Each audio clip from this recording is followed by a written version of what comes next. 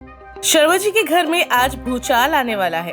कोलकाता से एमबीए किया हुआ तूफान कोमल, लेकिन इससे भी बड़ा तूफान है इस घर की महारानी कांता देवी, जिनके कानून पत्थर की लकीर है। सास का हुक्म, बहू की मजबूरी। सुनो सुनो सुनो, सभी मेरी बात ध्यान से सुनो। शर्मा जी, आज इस घर में नई रानी आ रही है, लेकिन याद रखना ताज अभी भी मेरे सिर पर है। मेरी माँ हमेशा कहती थी 7 फेरे लेना आसान है, 7 जन्म निभाना बहुत कठिन। अरे कांता जी, इतना गुस्सा, बीपी बढ़ जाएगा आपका।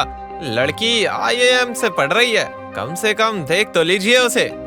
आप चुप रहिए, आपकी बहू नहीं मेरी जेल में कैदी आने वाली है। और मैंने मोहल्ले के औरतों से सुना है आजकल की बहुएं ससुराल को होटल समझती हैं, फ्री खाना और पूरी आजादी, लेकिन मैं ऐसा बिल्कुल नहीं करने दूंगी। तभी दरवाजे पर 3 जोरदार दस्तक होती है, जैसे किसी ने दरवाजा तोड़ना हो। पूरा घर सन्नाटे में डूब जाता है और कांता देवी का चेहरा पत्थर जैसा सख्त हो जाता है। दरवाजा खुलता है और कोमल अपने पति रोहित के साथ घर में प्रवेश करती है। वो पढ़ी लिखी, आत्मविश्वास से भरी खूबसूरत युवती है। सास ससुर और परिवार के अन्य सदस्य उसका स्वागत करते हैं। नमस्ते सासू माँ, नमस्ते पिताजी। आपके घर में आकर बहुत खुशी हो रही है। हाँ हाँ नमस्ते। अब देखते हैं तुम कितनी अच्छी बहू बनती हो। मेकअप करूंगी तो सुंदर लगूंगी, ये वाली बात नहीं चलेगी यहाँ पर। माँ, कोमल ने एमबीए किया है और वो एक अच्छी कंपनी में जॉब भी करती है। अच्छा, तो फिर रसोई में कैसे काम चलेगा? एमबीए से दाल में नमक थोड़ी आएगा। सासू माँ, मैं खाना भी बहुत अच्छा बनाती हूँ। थोड़ा एक्सपेरिमेंट करने में क्या ही हर्ज है। आप चिंता ना करें, मैं सब कुछ बहुत अच्छे से संभाल लूंगी। देखिए कांता जी, हमें कितनी समझदार बहू मिली है। देखते हैं, रसोई की इज्जत नहीं तो परिवार की इज्जत नहीं, याद रखना। चिंता मत करो बेटी, सब ठीक हो जाएगा। अगर तुम्हारी सासू माँ थोड़ी सी नाराज है ना, तो कोई नहीं, धीरे धीरे सब ठीक हो जाएगा।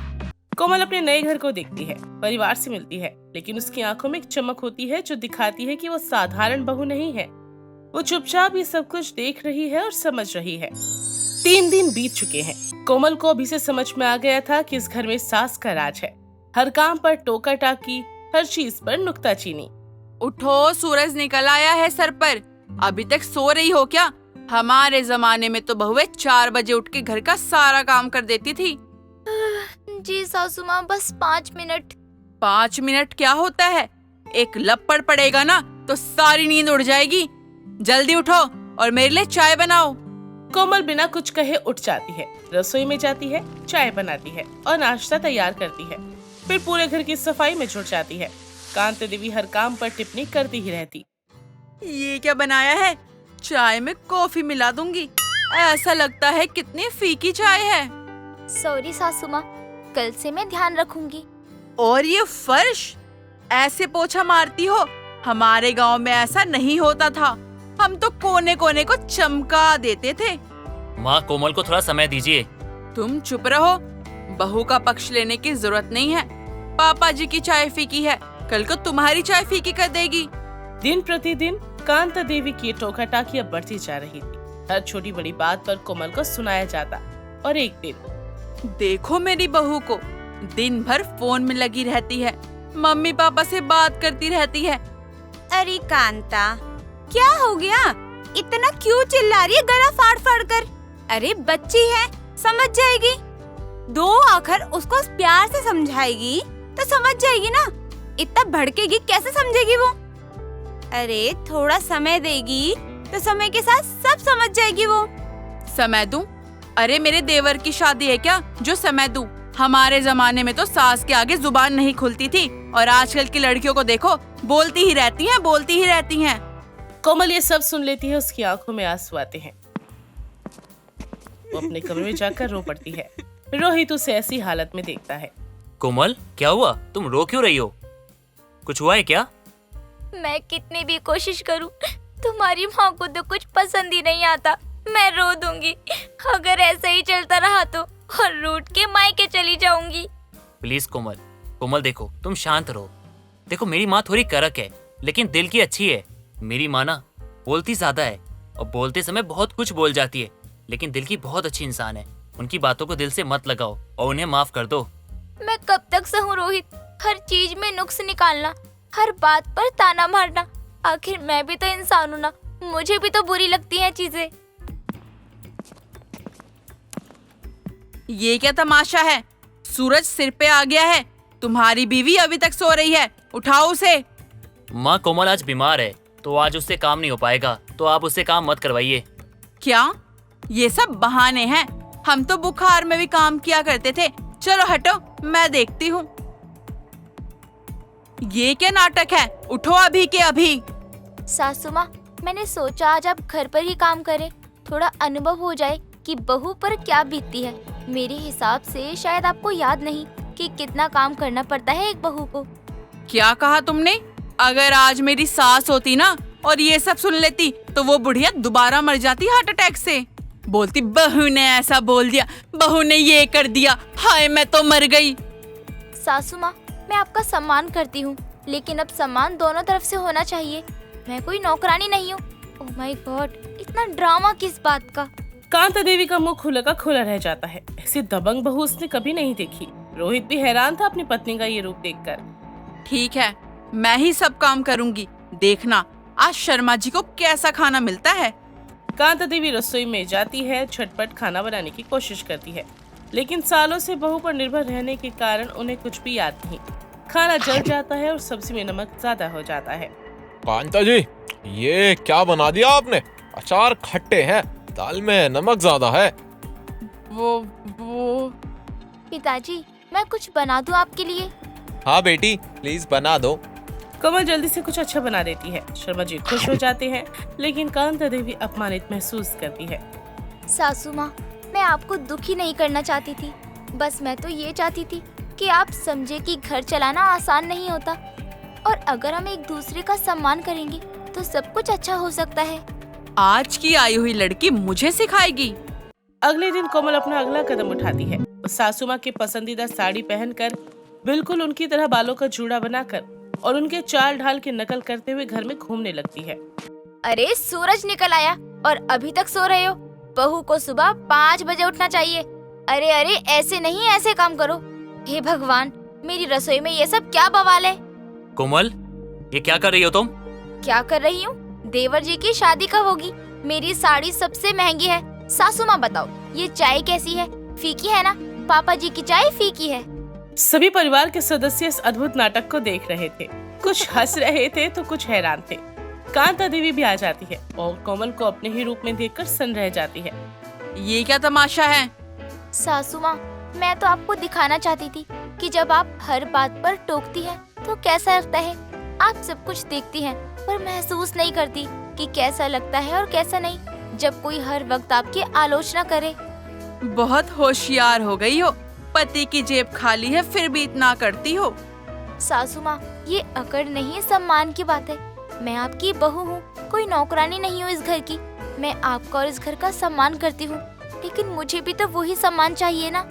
कमरे में तनावपूर्ण माहौल छा जाता है और शर्मा जी और चाची बीच में आ जाते हैं। कांता जी, बहुत सही कह रही है, हमें भी उसका सम्मान करना चाहिए। हाँ दीदी, आजकल का जमाना ना अलग ही है। बहू भी एक परिवार का हिस्सा होती है, उसे भी प्यार और सम्मान की बेहद जरूरत होती है। तो क्या मैं गलत हूँ? मैंने इतने साल इस घर को संभाला है और अब सब मेरे खिलाफ हो गए। सासू माँ, मैं आपके खिलाफ नहीं हूँ। मैं तो बस चाहती हूँ ना कि हम सब मिलकर एक परिवार की तरह रहें।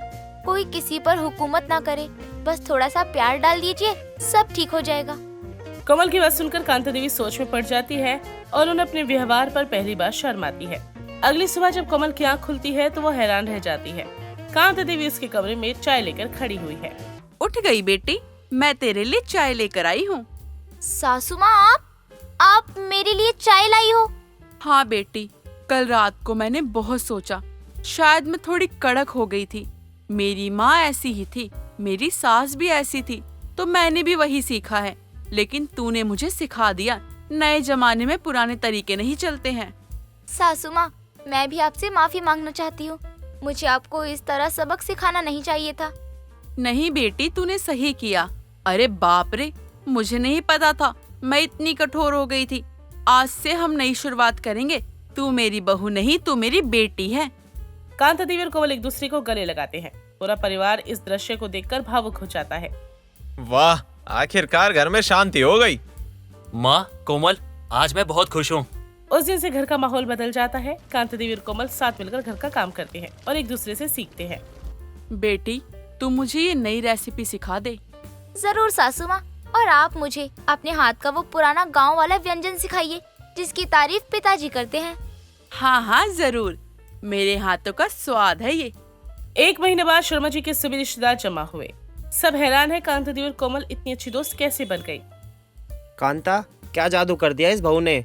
तुम एकदम बदल गई। जादू नहीं, समझ बढ़ गई है। कोमल ने मुझे सिखाया है रिश्ते बराबरी के होने चाहिए। उसने मुझे आज के जमाने की सोच सिखाई है और मैंने उसे पुरानी परंपराओं का महत्व। हम दोनों ने एक दूसरे से सीखा है और अब हम एक परिवार हैं। सास नहीं, माँ है ये मेरी माँ। सभी लोग ताली बजाते हैं। तभी कोमल की ननंद आती है जो अभी ससुराल से लौटी है और वो रो रही है। भाभी, आपकी ससुराल वाली बात सच निकली। मेरी सास भी मुझे परेशान करती है, कैसे संभालूं मैं? चिंता मत करो, हम तुम्हें भी सास की सुताई का तरीका सिखाएंगे। हाँ, और इस बार मैं तुम्हारी हेल्प करूंगी। नींबू बड़ा खट्टा है, पर सबक सिखाने के लिए कभी कभी खटास जरूरी है। इस तरह शर्मा जी के घर की कहानी एक नए मोड़ पर आ गई, जहाँ एक बहू ने सिर्फ अपना ही नहीं बल्कि पूरे परिवार का जीवन बदल दिया। रुचि अपने ससुराल वालों के साथ दिल्ली में रहती थी। रुचि को चटपटी पाव भाजी खाना बहुत पसंद था। जहाँ एक तरफ रुचि को चटपटी पाव भाजी खाने की आदत थी, वहीं दूसरी तरफ उसका पति अनुज डॉक्टर था, जिस वजह से उसके घर में सभी लोग ज्यादा से ज्यादा बॉइल्ड खाना खाते थे। एक दिन सुबह के समय उसकी ननद नेहा, सास उर्मिला और पति अनुज डाइनिंग टेबल पर बैठकर नाश्ते का वेट कर रहे होते हैं। तभी रुचि सबके लिए नाश्ते में पाव भाजी लेकर आती है। देखिए, मुझे आप लोगों की पसंद नापसंद अभी अच्छे से पता नहीं है, तो मैंने आज का नाश्ता अपनी पसंद का बना लिया। बस आप लोगों को पसंद आ जाए। कोई बात नहीं बहू, हमें तुझसे कोई शिकायत नहीं है। तूने जो बनाया है अच्छा ही बनाया होगा। तुम्हारी माँ ने बताया था कि तुम खाना अच्छा बनाती हो। मुझे उम्मीद है आज तुमने नाश्ते में भी कुछ अच्छा ही बनाया होगा। हाँ भाभी, अब आप लोग आपस में ही बातें बाद में कर लेना, पहले नाश्ता कर लें। मुझे बहुत भूख लगी है और भाभी के हाथों का नाश्ता देखकर मुझसे तो रुका ही नहीं जा रहा है बिल्कुल भी। मुझे तो बस नाश्ता चाहिए। रुचि, तुम पहले इसे ही दे दो नाश्ता, वरना हमारे पेट में दर्द होने लगेगा। भैया, मैं आपको इतनी भुक्कड़ दिखाई देती हूँ क्या? रहने दो, मुझे नहीं चाहिए कोई नाश्ता। मैं जा रही हूँ, खाइए आप लोग। अरे रुक जाओ, मैं तो मजाक कर रहा था। बैठो, जब देखो गुस्सा करके चली जाती हो। पता नहीं क्या होगा तुम्हारे ससुराल वालों का, जहाँ तुम शादी करके जाओगी। रुचि, तुम नाश्ता दो सबको। अनुज के कहने पर नेहा बैठ जाती है, जिसके बाद रुचि सबके लिए नाश्ता निकालती है। सभी खाने जा ही रहे थे कि तभी अनुज की कॉल आ जाती है और वो बात करते हुए उठकर चला जाता है। जिसके बाद रुचि की सास और ननद जैसे ही पाव भाजी खाते हैं, तीखे की वजह से उनकी आंखों से आंसू आने लगते हैं। दोनों पानी के लिए रसोई में जाती हैं और फ्रिज से पानी की बोतल निकालकर हॉल में घूमते हुए पानी पीने लगती हैं। तभी अनुज वहाँ आता है। ये क्या हो रहा है? आप लोग नाश्ते के टाइम पर मॉर्निंग वॉक क्यों कर रहे हैं? बोलिए कुछ। माँ, नेहा। बेटा, आग लगे नाश्ते में, मैं तो जान निकल जाएगी लगता है। बहू ने इतना तीखा नाश्ता बनाया है, पूछो मत। हाँ भैया, पूरा मुंह जल रहा है। अब हम क्या करें? बहुत तीखा लग रहा है। क्या हुआ माँ जी, ज्यादा तीखा हो गया क्या? मैंने तो अपने हिसाब से कम ही बनाया था, वरना तो मैं इससे भी ज्यादा तीखा खाती हूँ। बाप रे, हमारे इतने तीखे में ही हालत खराब हो गई, तो इससे ज्यादा तीखा कैसे खा लेती है? कुछ कर बहू, मुंह बहुत जल रहा है मेरा। अपनी सास और ननद को तीखे से तड़पते देखकर रुचि भागकर रसोई में जाती है और कटोरी में चीनी लाकर दोनों को देती है, जिसे खाने के बाद दोनों को सुकून मिलता है। और अनुज रुचि से, रुचि, माना तुम्हें चटपटी पाव भाजी खाने की आदत है, लेकिन हमारे घर में सभी उबला हुआ खाना खाते हैं, बिल्कुल सिंपल। इसलिए आगे से खाना बनाते टाइम ध्यान रखना, वो नॉर्मल से भी कम तीखा हो, सिर्फ नमक वाला, कोई मिर्ची नहीं। छी, ये उबला हुआ खाना तो मुझसे नहीं खाया जाएगा। मुझे जब तक चटपटी पाव भाजी ना मिले तो मेरा पेट ही नहीं भरता।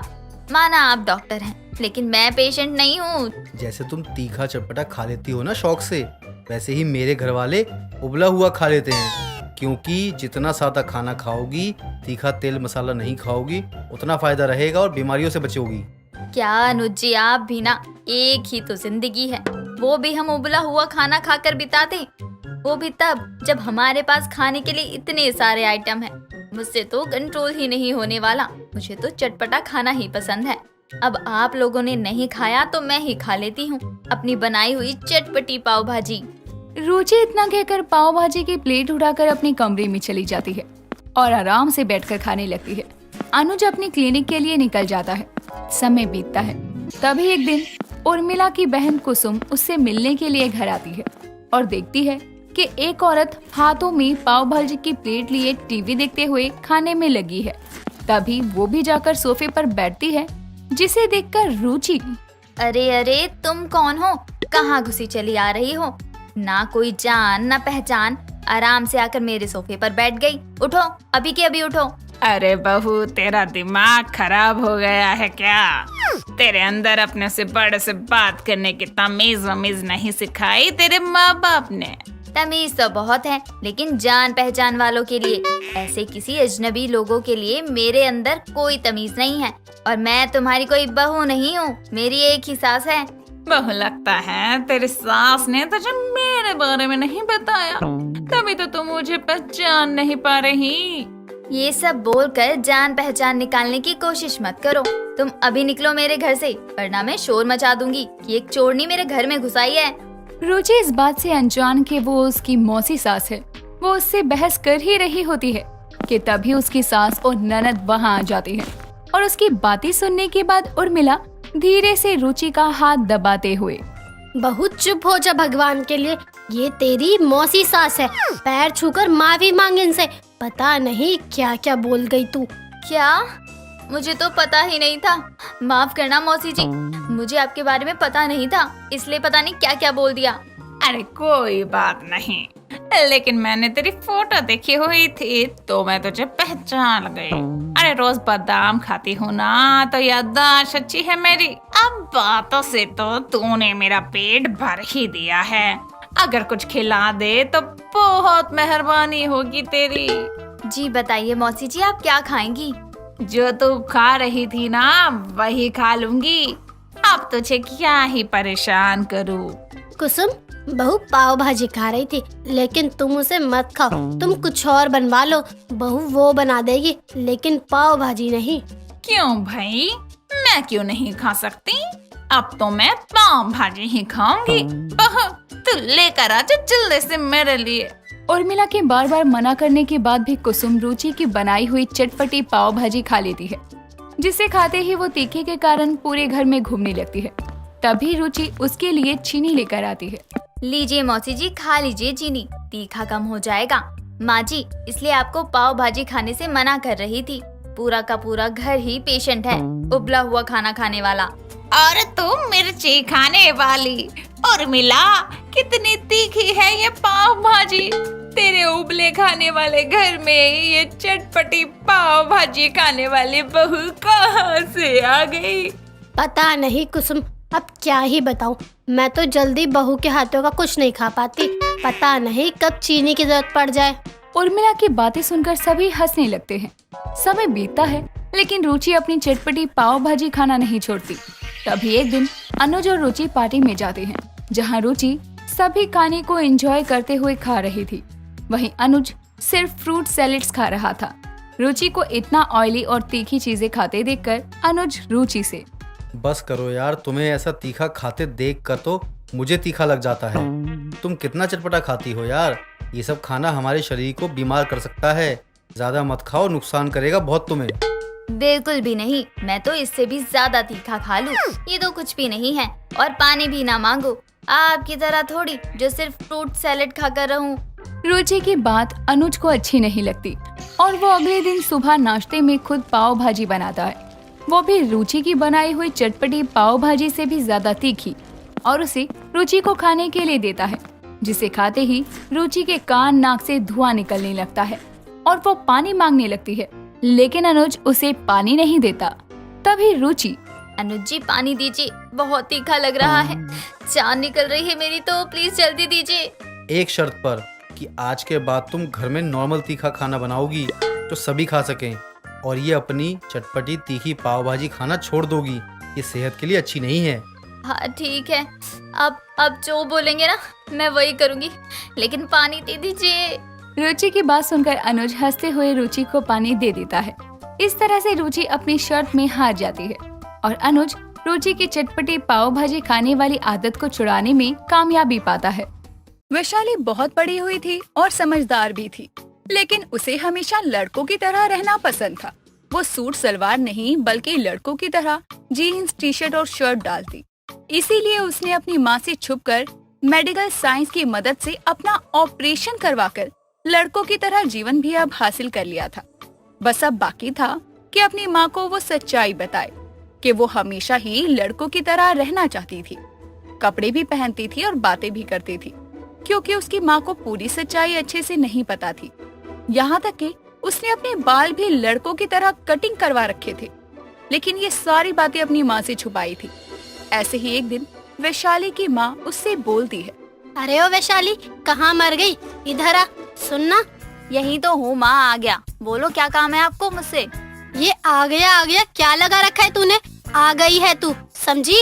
आप बोल क्या रही हो, बोलोगी? जरा ना कल ढंग के कपड़े पहन लियो, तो कल तुझे लड़के वाले देखने आ रहे हैं, तो कुछ सुनना नहीं है मुझे अब। मेरी शादी की क्यों पड़ी है आपको इतनी जल्दी? अभी कोई उम्र थोड़ी है मेरी। जितना बोल रही हूँ उतना कर। अगर मेरी बात नहीं मानी तो तुझे जहर देकर मैं खुद फांसी चढ़ जाऊंगी, और मेरी अर्थी पर भी कोई रोने वाला नहीं होगा। इसलिए कल तू तैयार हो जाइयो लड़कियों की तरह, वरना तो सोच लियो कल तेरा और मेरा आखिरी ही दिन है। अपनी माँ की बातें सुनकर वैशाली कुछ नहीं कह पाती और रिश्ते के लिए हाँ कर देती है, क्योंकि वो अपनी माँ से प्यार जो करती थी। अगले दिन अतुल नाम का लड़का अपनी माँ कमलजीत कौर के साथ वैशाली को देखने उसके घर आता है। वैशाली नकली विग लगाकर सबको चाय परोसती है और दोनों परिवार वाले आपस में बात करके रिश्ता पक्का करते हैं। अतुल को वैशाली बहुत पसंद आती है। कुछ वक्त बाद वैशाली और अतुल की शादी होती है। शादी के बाद वैशाली अपने छोटे बालों को छुपाने के लिए हमेशा विग में रहती और अच्छी बहू की तरह घर की जिम्मेदारियां भी संभाल लेती। ऐसे ही एक दिन उसकी सास वैशाली के पास आती है। अरे बहू, जरा मेरे कमरे में तो आना। कहाँ है? अपनी सास की आवाज को सुनकर वैशाली उसके कमरे में जाती है और उसे देखकर उसकी सास बोल पड़ती है, अरे बहू, ये सब क्या पहना हुआ है? ना सर पर पल्ला है, ना हाथ में चूड़ियाँ है, ना पैरों में पायल है। क्या बनी हुई है तू? मैं हमेशा से ऐसा ही रहता आया हूँ, इसलिए मुझे ऐसे ही रहना पसंद है। इसमें दिक्कत क्या है? क्या क्या क्या? फिर से बोल, क्या बोली? रहूंगा? पसंद ही है मुझे ऐसे रहना, क्या कर सकती हूँ, हमेशा से ऐसा ही रहा हूँ। मैं ये भारी भारी साड़ियाँ पहनकर काम नहीं कर सकता, और इसलिए मुझसे नहीं होगा ये सब। देख बहू, तुझे साड़ी नहीं पहननी तो मत पहन, लेकिन सूट तो पहन ले, ऐसे मत घूमा कर। देख, तू इस घर की बहू है, लड़की की तरह मत रहा कर। कमलजीत की बात सुनकर वैशाली सर हिलाकर कमरे में चली जाती है और दरवाजा बंद करके सबसे पहले अपनी सर से विग को हटाती है और अपने बॉय कट बालों में शीशे के सामने खड़ी होकर बोलने लगती है, ये लोग पागल है क्या? लोग समझते क्यों नहीं है कि मैं इनके जैसा हूँ ही नहीं? पता नहीं समझ क्या रखा है मुझे। ये सूट कमीज मेरे बस की बात नहीं है। अब उस उल्लू के पट्टे को कौन समझाए कि मुझे उसमें कोई इंटरेस्ट ही नहीं है। हे भगवान, माँ ने मेरी शादी जबरदस्ती करवा तो दी है, लेकिन आगे क्या करूँगा ये तो मुझे खुद भी नहीं पता। बस मन तो यही करता है कि सबको चीख चीख के बता दूं कि मैं हूँ क्या, जो वो लोग मुझे समझ रहे हैं मैं वो नहीं हूँ। इतना कहकर वैशाली वापस से अपनी विग पहनती है और दरवाजा खोलकर बाहर जाती है। अपने घर के सारे काम निपटा लेती है। ऐसे ही वक्त गुजरता है। वैशाली किसी तरीके से अपनी सच्चाई छुपाकर एक अच्छी बहू बन रही थी। एक रात जब वैशाली अतुल यानी कि अपने पति के साथ कमरे में बैठी थी, तो अतुल उससे रोमांटिक होकर कहता है, वैशाली, हमारी शादी को कितना वक्त हो गया है। वो क्या है ना, घर की जिम्मेदारियों के बीच तुम्हें समझने का और तुम्हें समझाने का समय ही नहीं मिला मुझे। हाँ बोलिए, आप कहना क्या चाहते हैं? पर वैशाली, आज की रात मैं तुमसे बहुत सारी बातें करूंगा और तुम्हें बहुत प्यार भी करूंगा। आप थक गए होंगे, मैं दूध लेकर आती हूँ अभी। नहीं वैशाली, मुझे बस आज तुम चाहिए और कुछ नहीं चाहिए। क्या बदतमीजी है, दूर हटो, हमेशा चिपकते ही रहते हो। मतलब दूर रहिए, मैं भी इन सब चीजों के लिए रेडी नहीं हूँ, तो आप भी थोड़ा समझिए। इतना कहकर वैशाली अपनी जान बचाकर जल्दी से चादर तानकर सो जाती है। पर अतुल को उसका ये बर्ताव कुछ खटकने से लगता है। बीती रात के बाद से अतुल वैशाली को शक भरी निगाहों से देखने लगता है। वो जब भी वैशाली के पास जाता, वैशाली बहाना या गुस्सा करके उसे खुद से दूर कर देती। अब अतुल को लगने लगा था कि वैशाली का चक्कर चल रहा है। ऐसे ही एक दिन जब घर पर सभी लोग सो रहे थे, तभी आधी रात को अतुल की आंख खुलती है और वो देखता है कि वैशाली उसके पास थी ही नहीं। वो उसे इधर उधर देखने लगता है और दबे पांव हॉल में आता है। वो देखता है तो वैशाली लड़कों की तरह कपड़े पहने, हाथ में सिगरेट को थामी, आराम से सोफे पर पैर पसार कर बैठी सुट्टा मार रही थी। और उस समय तो उसके सर पर उसकी नकली विग भी नहीं थी। तभी वो खुद से बोलती है, ये रोज रोज की झंझट तो अब मुझसे सही नहीं जाती। मन करता है भाग जाऊं कहीं। किसी को कह भी तो नहीं सकता कि मैं क्या हूँ और क्या चाहता हूँ। ये लोग तो बेकार की ही उम्मीद लगा कर बैठे हैं मुझसे, जानते भी नहीं कि मैं लड़का हूँ। शुक्र है इस वक्त मुझे कोई सुन नहीं रहा। वैसे ये विग लगाकर तो मेरे बालों में ना खुजली होने लग गई है। वैशाली का ये रूप देखकर, उसकी बातें सुनकर अतुल के होश उड़ जाते हैं कि जिससे वो अब तक प्यार कर रहा था वो तो लड़की थी ही नहीं। वो बिना कुछ कहे वहाँ से चला जाता है और पूरी रात इस बारे में सोचता है। वैशाली की सच्चाई को सबके सामने लाने का वो फैसला कर लेता है। कुछ देर बाद वैशाली उसके पास आकर सो जाती है। कुछ दिन तो यूं ही गुजरते हैं और एक दिन कमलजीत वैशाली से कहती है, बहू तू मुझे बस पोते पोती का मुंह दिखा दे, फिर तो मेरा जीवन सफल हो जाएगा। मेरी बहू बहुत गुणिया, मैं बहुत खुश हूँ तेरी जैसी बहू मिली मुझे। हाँ हाँ, माँ सही कह रही है। अब हमें फैमिली प्लानिंग कर ही लेनी चाहिए और मैं तो चाहता हूँ कि हमारे जुड़वा बच्चे हों। अरे क्या हो गया बहू, सांप सूंघ गया क्या? जवाब क्यों नहीं देती? इससे पहले कि वैशाली कुछ जवाब देती, अतुल उसके पास जाता है और फिर अपने हाथ से उसके सर की विग उतार देता है और उसके लड़कों जैसे छोटे बाल देखकर कमलजीत चौंक जाती है और पूछती है, अरे बहू ये क्या हो गया? तेरे बालों को क्या हो गया? ये इतने छोटे कैसे हो गए हैं? टेंशन के कारण ना मेरे बाल बहुत झड़ने लग गए थे, इसलिए मुझे कटवाने पड़ गए। ठीक है। अरे बस करो वैशाली, कितना झूठ बोलोगी तुम। अतुल तू ये सब क्या कह रहा है? कौन सा झूठ? अरे माँ, आपकी बहू लड़की नहीं बल्कि एक लड़का है। अरे और आज तक ये हम सबको धोखा देती आई है, या कह दूं कि आया है। ये क्या बकवास करे जा रहा है? जानता भी है तू ये क्या बोल रहा है? अरे बीबी है तेरी ये। मुझे मेरी वैशाली बहू पर पूरा यकीन है। बहू अतुल जो कह रहा है वो झूठ है ना? बोल। कमलजीत की ये बात सुनकर वैशाली की आंखों में आंसू आ जाते हैं और वो सब के सामने अपना सच बता देती है।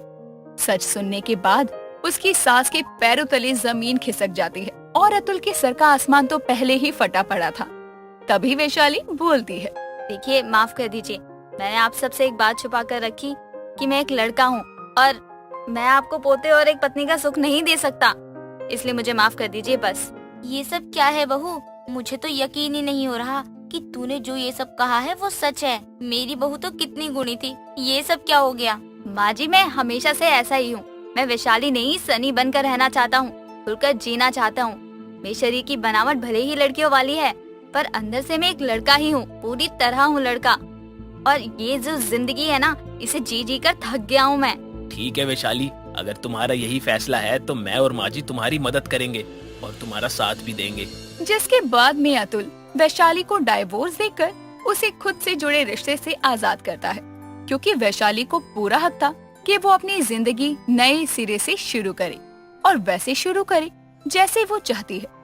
वैशाली अब अपनी जिंदगी को सनी बनकर जीने के लिए तैयार थी और इस तरह हमारी ट्रांसजेंडर बहू अपनी खुद की पहचान को हासिल करने में कामयाब होती है। लेकिन अब अतुल की जिंदगी तन्हा थी, उसकी जिंदगी में कोई नहीं था। लेकिन उसने अब वैशाली के घर को बसा दिया था, उसे एक नई जिंदगी देकर।